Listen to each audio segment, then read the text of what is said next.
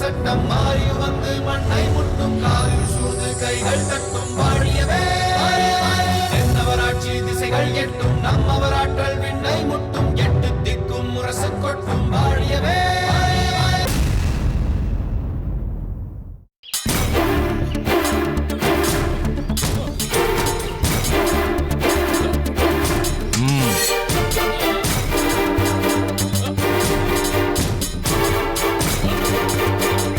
சபாஸ், அப்படித்தான்.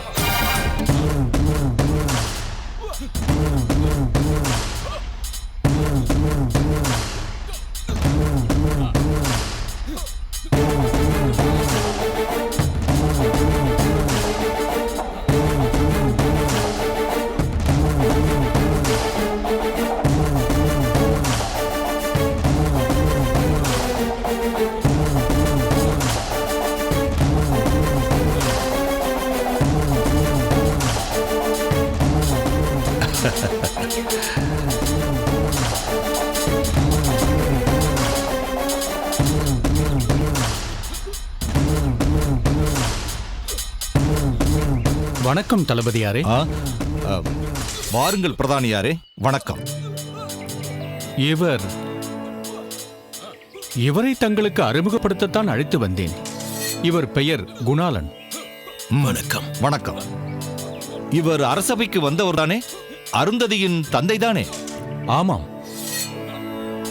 இவரை நம் மன்னர் பெருமான் படை தளபதியான தங்களுக்கும் தேர்ப்படை, யானைப்படை, குதிரைப்படை, காலாட்படை என்ற அனைத்து படை வீரர்களுக்கும் ஆலோசகராக நியமித்திருக்கிறார். இவரையா? ஆமாம்.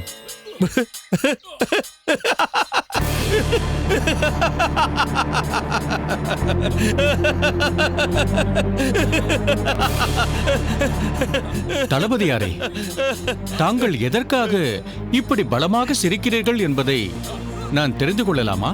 என்னால் எப்படி பிரதானியாரே சிரிக்காமல் இருக்க முடியும்? வீட்டிற்குள் முடங்கி படுத்து ஓய்வெடுக்கும் வயதில் இருக்கும் இவரை இங்கு அழைத்து வந்து இவர்தான் படைத்தளபதியான எனக்கும் அனைத்து படைப்பிரிவினருக்கும் ஆலோசகர் என்று அறிமுகப்படுத்தினால் என்னால் எப்படி சிரிக்காமல் இருக்க முடியும்?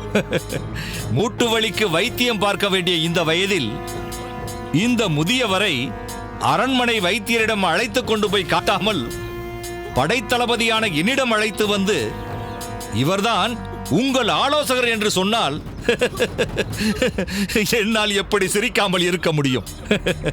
பல்விழுந்த, பார்வை மங்கிய, பஞ்சு போல் நரை விழும் பழுத்த வயதில் இருக்கும் ஒரு கிழத்தை என்னிடம் அழைத்து கொண்டு வந்து இவர்தான் உங்களுடைய ஆலோசகர் என்று என்னிடம் அறிமுகப்படுத்தினால்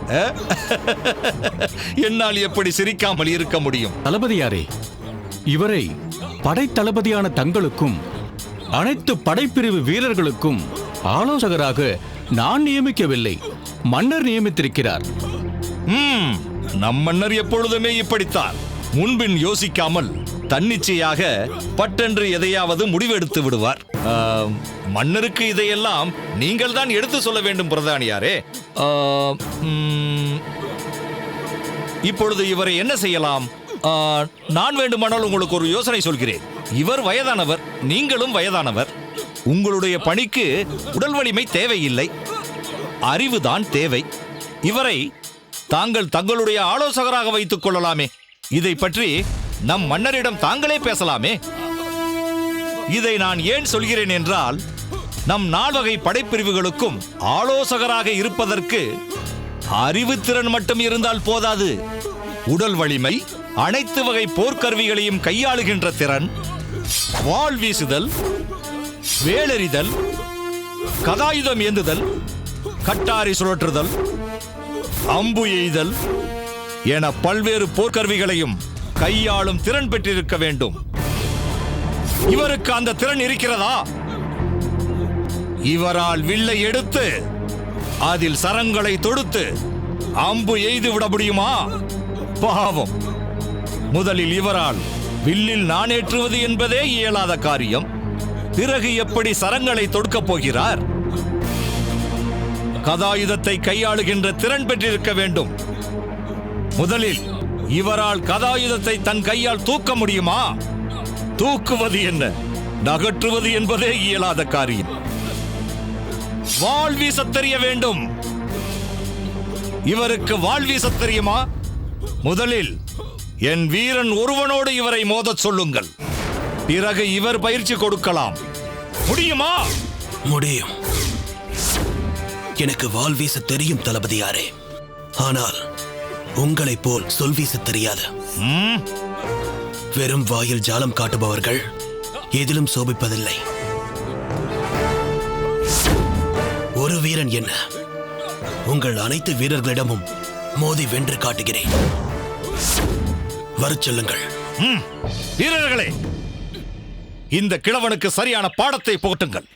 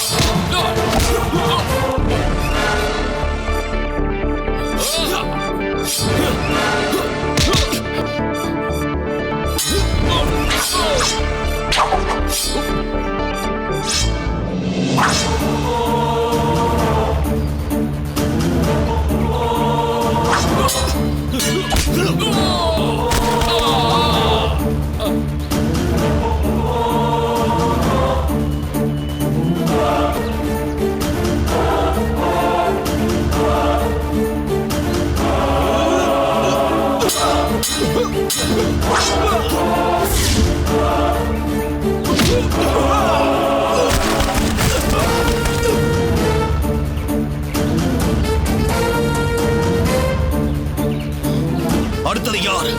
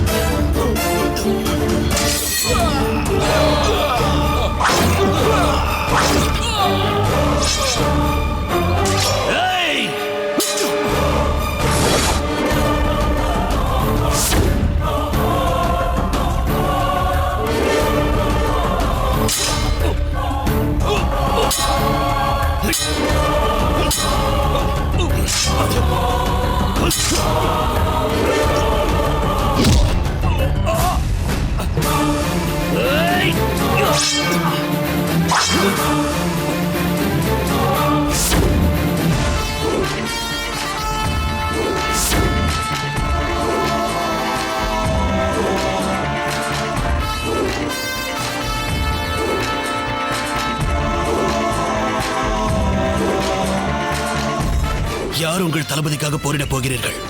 வாருங்கள்.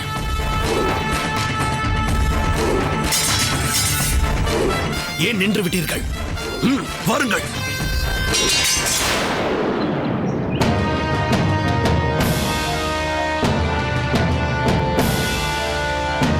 தளபதியாரே, பார்த்தீர்களா? இங்கே என்ன நடக்கிறது என்று கண்குளிர பார்த்தீர்களா? தலைவனுக்கு தோல்வி என்றால் தாங்களே முன்வந்து தடுத்து போர் புரிய வேண்டியவர்கள் தங்கள் வாள்களை கீழே போட்டுவிட்டு தலைகுனிந்து நிற்கிறார்களே. ஏன்? தலைவனே அடிபட்டு நிற்கும்போது தாம் என்ன செய்ய முடியும் என்று தயங்கி நின்று விட்டார்கள். மாமன்னரே ஒருவரை தேர்ந்தெடுத்து ஆலோசகராக நியமிக்கிறார் என்றால் நீங்கள் அதை தலைவணங்கி ஏற்றுக்கொள்ள வேண்டாமா? இவரை அவமதிப்பது அரசரை அவமதிப்பது போல்தானே? ஆனால் நீங்கள் இவரை என்னவெல்லாம் பேசினீர்கள். வீட்டிற்குள் முடங்கி கிடக்க வேண்டிய முதுமை கொண்டவர் என்றீர்கள். இந்த கிழத்திற்கு இங்கு என்ன வேலை என்றீர்கள். பிறகென்ன கேட்டீர்கள்? மூட்டு வலி கொண்டவரை வைத்தியசாலைக்கு கொண்டு போகாமல் இங்கு ஏன் கொண்டு வந்தீர்கள் என்றல்லவா கேட்டீர்கள். இப்போது அந்த கத்தி உங்கள் கழுத்தில் விழுந்திருந்தால் நீங்கள் அல்லவா வைத்தியரிடம் போயிருப்பீர்கள். பிரதானியாரே, மாறவேளை விட்டுவிடுங்கள். இவர்களெல்லாம் ஒருவரின் தோற்றத்தை கண்டு மட்டுமே மதிப்பிடுவார்கள். முதுமை என்பது தேர்ச்சி பெற்ற பழமை. அது அனுபவ ரீதியாக அனைத்தையும் அறிந்திருக்கும் என்பதை இவர்கள் மறந்தவர்கள். மேம்போக்காக சிலவற்றை கற்றுக்கொண்டு தான் கற்றது மட்டுமே சிறப்பானது என்று நினைத்துக் கொள்பவர்கள். உண்மையான ஆற்றலை மதிக்க தெரியாதவர்கள். முதுமையை கேலி செய்யும் நீர் தானும் ஒரு நாள் அப்படி ஆவா என்பதை மறந்துவிடக்கூடாது. முதுமையிலும் இது போன்ற வீரத்தோடு இருக்க உடலையும் மனதையும் வலிமையாக்கிக் கொள்ள வேண்டும். நீ வீரன்தான், ஆனால் அலட்சியத்தின் காரணமாக தோல்வியடைந்தாய். தொடர்ந்து பயிற்சி செய்யாதவர் ஒருபோதும் வெற்றியடைய முடியாது. இனியாவது பிறரை இகழ்வதை நிறுத்திவிட்டு உன் தகுதியை உயர்த்திக் கொள்ள முயற்சி செய். வீரர்களே, நீங்கள் செய்தது எனக்கு பெருமைதான் என்றாலும் அது உங்களுக்கு அவமானம் அல்லவா? சரியோ தவறோ, போர் புரிந்து வெற்றியோ தோல்வியோ இரண்டில் ஒன்றை காண வேண்டும் என்ற எண்ணம் ஏன் உங்கள் உள்ளத்தில் ஏற்படவில்லை? உங்கள் முகத்தில் அச்சத்தை பார்த்தவுடனே நீங்கள் இப்படித்தான் செய்வீர்கள் என்று புரிந்துவிட்டது. வாழ் என்பது உரையிலே உறங்கி கிடப்பதற்காக அல்ல, பகைவரின் உடல்களில் பாய்ந்து அவர்களை சடலங்களாக சாய்ப்பதற்காக. கட்டாரி என்பது கையில் வைத்திருக்கும் வேடிக்கை பொருள் அல்ல. எப்போது எப்படி எதிரியின் நெஞ்சுக்குழியில் இறங்குமோ என்று அவனை அஞ்ச வைப்பதற்காக. வில்லும் அம்பும் கையில் ஏந்துவது அழகு பார்ப்பதற்காக அல்ல. வில்லை எடுத்தது எப்போது, அம்புகளை தொடுத்தது எப்போது, பகைவர் மேல் விடுத்தது எப்போது என்று தீர்மானிக்க முடியாத அளவிற்கு ஓர் கணத்தில் 1000 சிரங்களை அறுப்பதற்காக.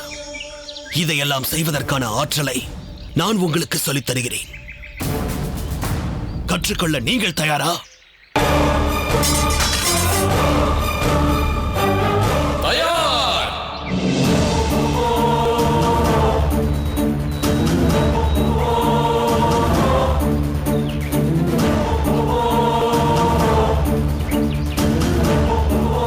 இளம்படுதியின் பிரச்சனையை பற்றி பேசுவதற்காகவே ஒவ்வொரு நாளும் நாம் இங்கு கூடும்படியான நிலை ஏற்பட்டிருக்கிறது.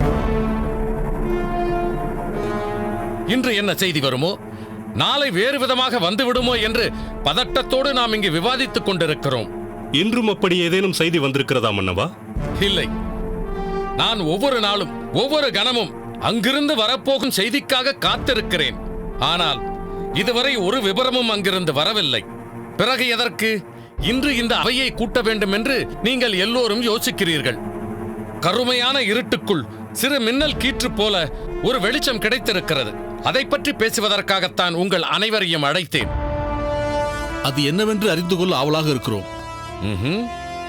தாமரையை பற்றிய ஒரு செய்திதான் தற்போது நமக்கு கிடைத்திருக்கிறது.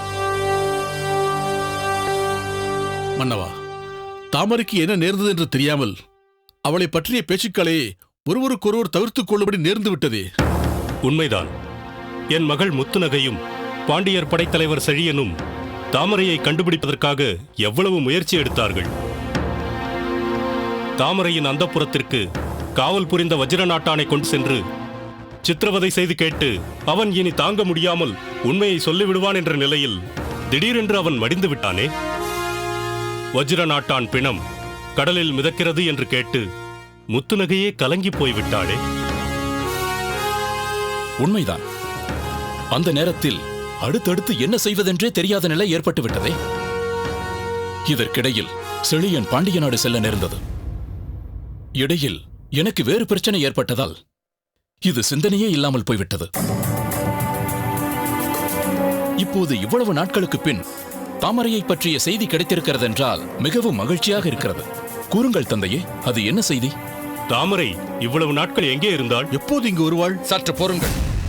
ஒரு செய்தி கிடைத்திருக்கிறது என்றுதான் சொன்னேனே தவிர தாமரையை பார்த்து விட்டதாக சொல்லவில்லையே. தாமரைக்கு ஏதும் நேர்ந்து விடவில்லையே. இல்லை, தாமரை உயிரோடுதான் இருக்கிறாள். அந்த செய்தி கிடைத்ததால் தான் இவ்வளவு மகிழ்ச்சியோடு இந்த அவையை கூட்டச் செய்தேன். விஜய பூபதியாரே, தாமரை பற்றிய ஒரு செய்தி மன்னர் அறிவித்ததால் நாங்கள் அனைவரும் மகிழ்ச்சியோடு உரையாடி கொண்டிருக்கிறோம். தாங்கள் அதை பற்றி எந்த உணர்வும் இல்லாமல் இருக்கிறீர்களே. தாமரை வந்தால் நமக்கென்ன, வராவிட்டால் நமக்கென்ன என்பது போல் தெரிகிறது. கிள்ளிவளவா, வழக்கம் போல் விஜயபூபதியை தாக்கி பேச ஒரு காரணம் கிடைத்து விட்டது என்று நினைத்து விட்டாயா? தாமரை விவகாரத்தை அலசி ஆராய்ந்து அந்த செய்தியை கொண்டு வந்ததே விஜயபூபதிதான்.